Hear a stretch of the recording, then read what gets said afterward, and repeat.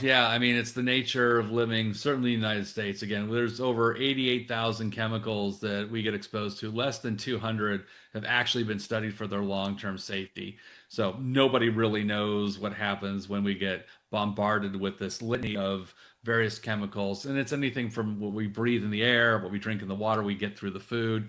I mean, I think glyphosate is probably one of the more well-known toxic things that goes into a lot of food products these days. I think most food these days is contaminated with glyphosate or Roundup because so many farms use them. And there was a study that was done here in California a while ago looking at wine in California, and they looked at various vineyards throughout California, and some of them even were organic wines, and even in the organic wine they had glyphosate because even though those farmers don't use it, the adjacent farmer does. It gets in the groundwater and then it still gets up through the roots and gets into the grape, and therefore there's contamination. So, where you look at the EU and even other parts of the world that have much more strict regulations on chemicals and how they're used, it's different. I mean, again, I've had patients tell me for years they can't eat wheat or eat dairy in the US. They go to France, they go to Italy, they go to other parts of the world, and they tolerate it perfectly fine. So, we've got this now